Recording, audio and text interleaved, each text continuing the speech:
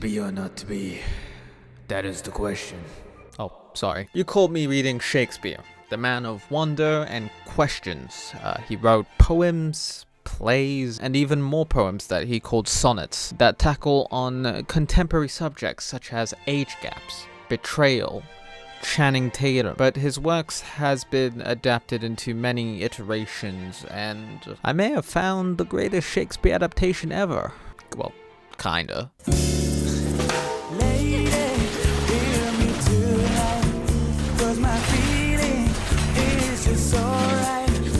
What started off as a production of Resident Evil 4 soon turned into a deranged child. Instead of focusing on the survival horror with hot chicks aspect that Resident Evil is known for, it became more of a paranormal hack and slash that focused on style more than anything. And instead of pulling the plug on this Frankenstein monster, some genius at Capcom made the executive decision of turning the hack and slash into its own thing. And Devil May Cry was born. Let's rock, baby. If you don't know Devil May Cry, you play a dude named Dante, a wisecracking as well as a half-demon paranormal investigator. He goes to a castle to investigate paranormal shit involving puzzles and chopping the living shit out of demons, giant-ass lava spider, a doppelganger who turns into a demon slave knight and it turns out to be your twin brother, a bird, an underwater level. Oh yeah, you also had Trish. She did things. Mainly just drove a motorcycle into you. The overall premise doesn't really matter, but it goes like this. Dante gets hired by Trish to kill a demon king named Mundus, who's responsible for the death of his family. He gets sent to investigate some haunted house. There's puzzles, boss fights, and ultimately it's revealed that Trish is a spy for Mundus, but a change of heart occurs when Dante saves her because Trish resembles Dante's mother. He kills Mundus, has a heart-to-heart with Trish, and now they're working together as business partners for Devil Never Cry. What kind of dogshit name is that? It was a game that had a good balance of combat and exploration, made for a solid 6 out of 10 game, but Dante as a character is just so cool that you can't help but bump the score up to like an 8. Like, he's got a cool ass red jacket, a cool ass sword, 2 cool guns, and you get even cooler swords and beefier guns, in which he uses whilst rocking a cool ass white hat. It's every guy's wet dream, clearly drawing some inspiration from the narrative poem Divine Comedy. Written by an Italian named Dante, it touches upon religious topics such as heaven, hell, purgatory, and pizza, the underlying foundation of what Devil May Cry is really about, with the overlaying style being a reference to Hamlet. The Kenneth Branagh edition, at least. Like, check out his drip. Did you know Billy Crystal was in that? I sure shit didn't, but his hairline became the second biggest thing since Devil May Cry came out. Sorry, Billy. What? But the success of Devil May Cry bloomed worldwide more than Pitbull, which led to Capcom immediately starting development of the sequel, which is something that people don't really talk about.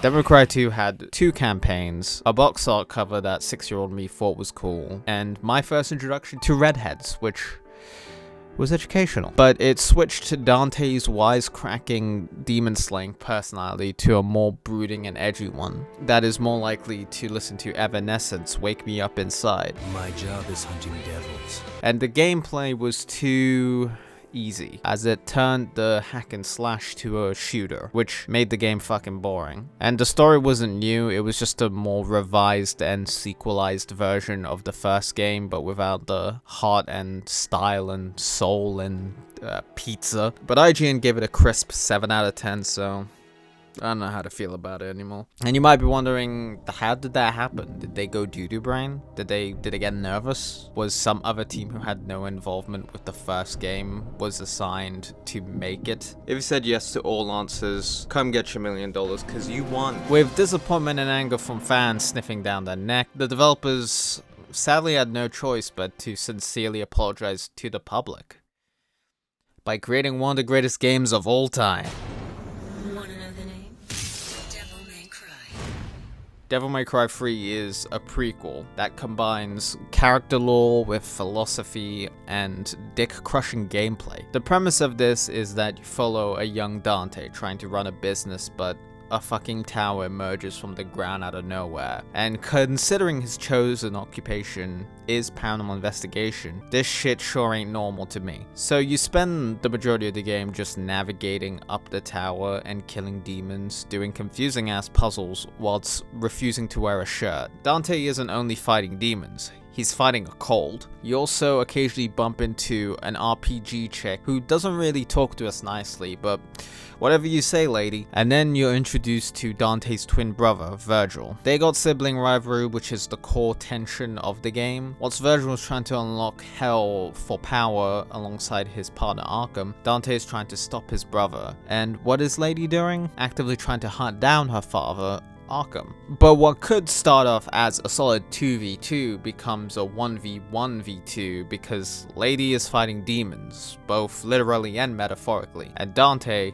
just happens to be a demon. But sooner or later they work out the differences and the 1v1v1 turns into a 2v1 as Lady kinda gets out of the picture and Dante and Virgil temporarily work out their differences in the climax before they kill Arkham, who betrayed Virgil. And then Dante and Virgil are now in limbo where they fight, and ultimately Dante wins, but at the cost of losing his only family, who is too stubborn to bro things out. And then Dante comes back to Lady, and they clash together to fight demons. And Dante finally puts on a shirt. There are many reasons why this game fucks hard. The primary reason is my buddy Virgil, who is the polar opposite of Dante. Where Dante is all silly and fun, Virgil is brooding and calculating and is on the hunt for power and most importantly, motivation, which earmarks him as the most badass character in gaming history. He dressed to impress, and that fucking thing he does slicking his hair back in the rain. Wow. I tried that and I only nailed it once, and it was in the shower, which is the primary reasons why I take ages in the shower. But the game has a clear and distinct characterization between the protagonists, but the story is what connects them together. Dante, Virgil, and Lady are actively dealing with the death of their respective mother due to their disrespected father, and each character deals with it differently. Dante runs a demon hunting business as sort of a fuck you to his father, whereas Virgil blames himself for being weak, so he decides to take it upon himself to gain power. And Lady is actively trying to hunt down her father as revenge, but struggles as the piece of shit is her only family. The game is truly about the impact of trauma, power, and responsibility, which smells a lot like Hamlet than Teen Spirit, but making every aspect of its narrative character-driven and making sure there's enough drama and emotion and motivation, which makes this hack-and-slash game into something a lot more cinematic. And the amount of consideration for the story is only reflected even more in its gameplay. The gameplay introduced the star system, that you can select either in between missions or add a statue, unless if you're using mods or if you're playing the freestyle mode on the Nintendo Switch. But there's specialized movesets that are there to cater to your chosen way of play without having to do complicated combos. Do you want to swing your sword? Use Swordmaster. Do you want to dodge shit? Use Trickster. You a COD player? Have Gunslinger, even though it doesn't do shit. You're getting bullied at school? Fucking Royal Guard that bitch. Fuck you, Timmy. You seem to be chatting mad shit for someone within stinger distance. And the key thing is that this game it's very hard, which apparently led to numerous complaints on the original release that in the special edition they toned it down a bit and offered players easy mode after dying many times, which is hilarious to me because my dumbass accidentally pressed no, thinking I was still playing easy mode. So I kind of went through this game with a severe self-esteem issue when I struggled a lot on easy mode to find out that I was still on the normal difficulty at the end of the fucking game. Well, the first Devil May Cry felt like a cross between gothic rock and jazz. This switched up by turning the difficulty up to 11 and became wet grunge, particularly Nirvana's Bleach. I'm talking about Negative Creep, Love Buzz, and the one that goes dun dun dun. It fleshed out Dante and gave us Virgil. It also gave us one of the coolest cutscenes in history. And also gave us Lady, who's very cool and a respectable woman, even if she doesn't want to hear me tonight. An absolute 10 out of 10 game that I think any fan of hack and slash should at least experience. Although this adds nothing to the video, but a PSP version of Devil May Cry was announced in 2005. I'm still waiting for an update. I've completed Dante's Inferno for the 3000th time. Not much has changed, but I live on the water now. And then came Devil May Cry 4, which is probably the most Shakespearean in the franchise, as you got a complicated romance. You got your Romeo and you got your Juliet, Nero and Kyrie. But there's no family beef here, it's just that his gooning hand is demonic, and the issue here is that she's clearly Catholic, who prays to a demon king. Huh, wait, so they're in a cult? But you spend the majority of the game playing as my left-handed man, Nero. Because this game introduced Dante as kind of a villain, or at least I thought he was when I was 7, considering he stylishly crashed through a sky roof and assassinated a fucking priest. But do not worry, the priest turns out to be alive and is the bad guy of the game, trying to get demonic power. Who saw that coming? And if you're a genius like me, you probably looked at this and saw, that's clearly Macbeth. But yeah, you run around places, solve puzzle, beat up a big dog on fire, a giant frog, a snake lady where you pound her birth bean. You then fight a literal dice, which I don't know what that's about, but I fuck with it. And then a knight, a nerd, and the ground. Although the gameplay is fun, I'm just very confused to why we're spending the game with this Nero kid. I mean, yeah, he's cool, he's hip, he has the exaggerated swag of a black teen with a mysterious yet handy demonic arm, which has a connection to a familiar katana that belongs to the third coolest guy in the universe, which grants him a JoJo stan. Is this a spin-off game, Capcom? Is this a spin-off game titled Devil May Cry 4? Did you just fuck with her? Oh, hey Dante. Looking good. Oh, hey lady. You're looking great. By the way, I love the outfit, and the Matrix sunglasses really captures and enhance your... Trish, I'm trying to have a conversation here. Yeah, okay, cool. You can transform into Sia and hide blades up in your pussy. Talk about cheap frills, which I do love. The gameplay switches up as you're now playing as Dante, and you can style switch, you can taunt, you can do shit. Yeah, I can't wait to experience this game as Dante. You spend the Dante half of the game going through the same levels and the same boss fight with little changes, but backwards. God damn it, Christopher Nolan. Like, if I want to backtrack and play the same game again, I would have just booted up Resident Evil 2 Remake. But okay, Capcom, I'll give you the benefit of the doubt because you get some cool weapons after fighting the bosses. But at least you get a unique boss fight with Dante that segues to what the fuck am I looking at? Yeah, apparently the developers thought after playing Dante for like 8 missions would make Nero a complete alien to us, so their game design idea to ease us back into Nero's complex gameplay was some Monopoly dice bullshit that involves you fighting the bosses that you already fought twice again. And I know I said I fucked with the dice before, but I didn't say I'd marry it. This is either a reference to the rule of third in comedy, where you establish a pattern, maintain a pattern, and then throw in a twist or a punchline. But this shit ain't funny. I ain't laughing. It's either that or they needed to stick to that 20 missions that every game has maintained, because they realized how simple the story is and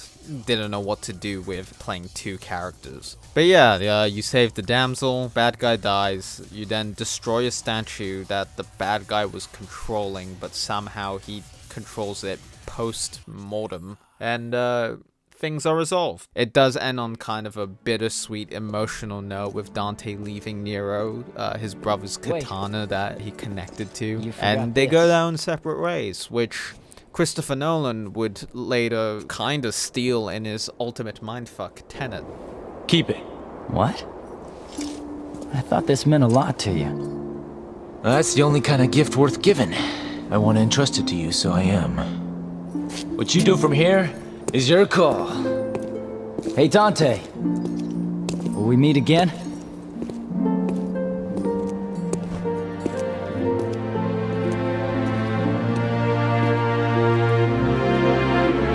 Despite despite its clear flaws with its pacing, Devil May Cry 4 is an enjoyable action game. With its interesting premise, its level design, and fun gameplay, I do think shifting the staple character of the franchise to a more supporting role to put forward a completely new character to attract new players was a risky move on Capcom's end, but they actually did a pretty good job with it by alluding a connection between Nero and Virgil through the Yamato, aka the katana that Virgil bitch slapped me with in Devil May Cry 3. And is definitely the most Shakespearean in the franchise, as it literally references Hamlet in the most goofiest cutscene in the whole game, which has no explanation why. And speaking of cutscenes, a good chunk of the game is just cutscene, but not just your typical cutscene. It's cutscenes that you can chronically zoom in and out of and look around whilst it's going, which I haven't seen a game that's done that since. So, despite the game being a success with positive reviews and 3 million units sold and an iOS port in 2011 that I tried to play, but my mom wouldn't give me the credit card for it. But for some reason, Capcom felt the franchise needed a reimagination, a renovation of a sort, which led to the reboot, which is problematic. DMC Devil May Cry, clearly an adaptation of the Henry trilogy and a bit of comedy of errors because of its underlying themes of daddy issue and twins. But also, this game led to a more edgier route because this Dante fucks, and this Virgil wears a fedora. Unless if you played the definitive edition where they actually got rid of the fedora because a lot of people trolled about it. In this story, there are half demon, half angel twins who reunite and collab to take down the Demon King, Jeff Bezos, as he controls people through capitalism and his girl cum energy drink. There's also this graffiti witch chick named Kat, who I think is a very well-made and integral character to the story because she's the only human protagonist in that story that it kind of grounds the half demon, half angel characters to realize to look beyond revenge and strike for freedom of the people. And she adds so much thematic depth where Dante could put his 12-inch wang in. I would go into the detail of the plot, but it doesn't really matter, as at the end of the day, it was Ninja Theory who attempted to modernize and ground the game, which ended up becoming overly edgy and vulgar that it lost the identity that the franchise is iconic for. However, the combat in the game slapped though, at least with the definitive edition, which has an alternative ending where Dante grabs ass. Hell yeah. After that, I think Capcom got a little depressed and gave up on Devil May Cry entirely. Other than the remasters, pachinko machines, the occasional merch drops, Devil May Cry was presumed comatose, with no sign of waking up. Until one day.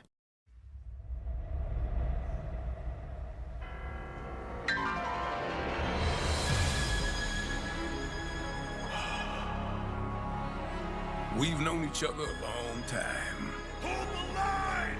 Hold the line! You never had this much trouble. You gonna make it through this? They're demons! I've seen them with my own eyes! Red Grave is completely taken over! Let us pray for mercy. This is a trial from the heavens above.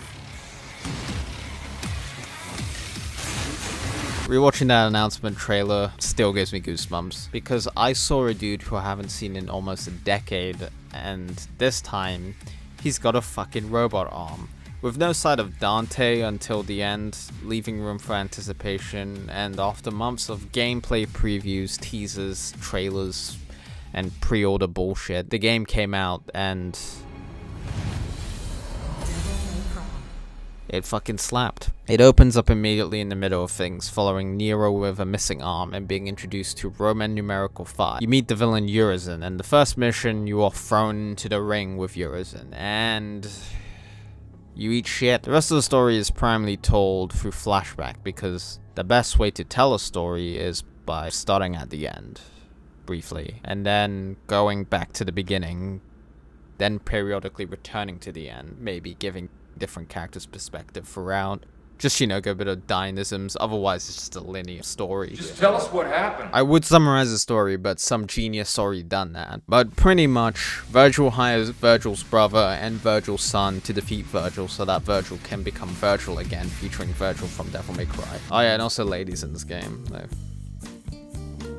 Only for a bit, sadly. Devil May Cry 5 has you play 3 characters with different playstyles. Nero having multiple arms to diversify the combat because apparently he's a fan of Ethan Winters. And then you got Dante's gameplay, which is just fucking good. And then with V having a guide panther and a guide bird leading him to a more arm's length combat. Now, to be honest, there's not much you can do with him because this gameplay slows down the pace and kind of just bums me out a little bit. And at one point in the game with V, you get a DMC4 reference where you have to go through the boss fight again, but as V, and it kind of sucks to play V until he becomes Virgil. Whereas with Dante and Nero, their combat is a lot faster paced and fun. With Dante, it's the typical cool weapons paired with the style switching, but with Nero this time, you get multiple arms that have different features, from shocking enemies to pulverizing them and then healing yourself with a tactical hand job.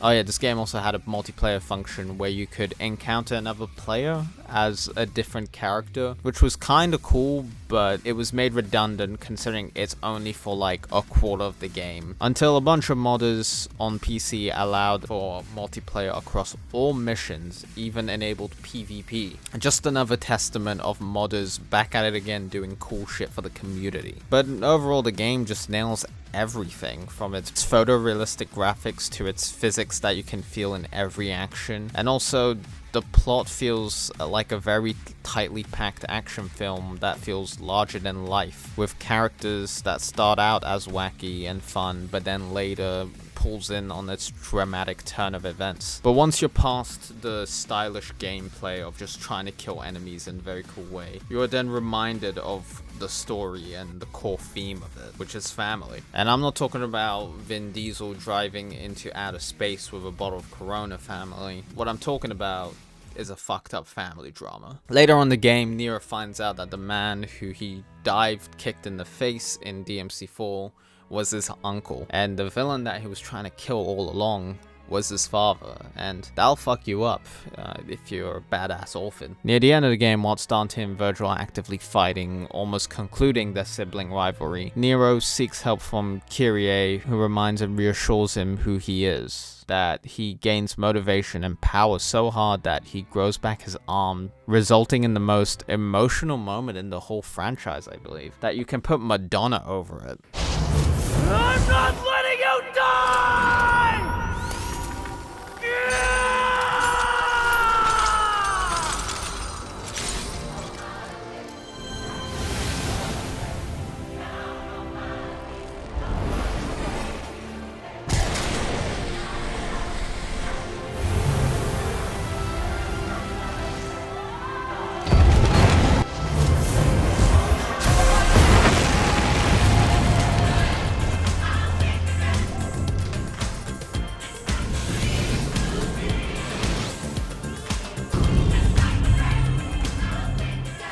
This is curious. Nero. And then you're reminded that Devil May Cry 5 is more than just a fun action game. It's a convoluted family drama with sophistication. And that's some Hideo Kojima shit right there. Despite it being a huge success in both sales and reviews, there was a void. Shaped like a man. Well, a man named Virgil, that is. But it wasn't a playable character when the game came out, which left fans a little unsatisfied. But then a year later, Capcom made its biggest drop. Not only it kind of revived the game for a bit, but it led to more Virgil memes, which I also like to believe created more fans for the game. But there's not much I can really touch upon other than that was a really good DLC. So, here's a meme.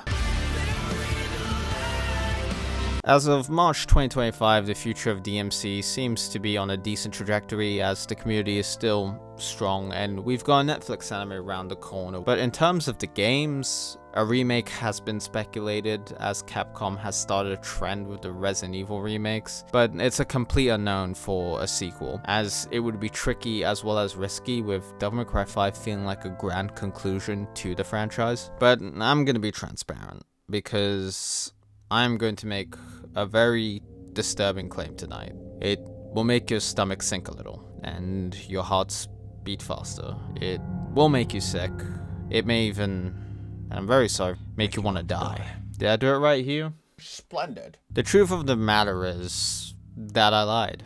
Devil May Cry is not in any shape or form an adaptation of Shakespeare's works, because it's the source material. There, I said it. Shakespeare was a fan. He played the games and wrote shit and unintentionally set the foundation of narrative storytelling, and everything else is just iterations. Mark Twain could never. The significance of this is, like my buddy Hugh said, iterations. Stories are a powerful element in life. No matter how malleable in its shape, form, or style, the only thing that remains is the message, the theme, the philosophy that leaves meaning to us. So, what does Devil May Cry mean to me? Devil May Cry is a tale about self-discovery, humanity, loneliness, blunt force trauma, beautiful women, and pizza. But most importantly, it's a tale about owning a cool-ass jacket and doing cool shit, and being cool with who you are, no matter the obstacles that may come your way.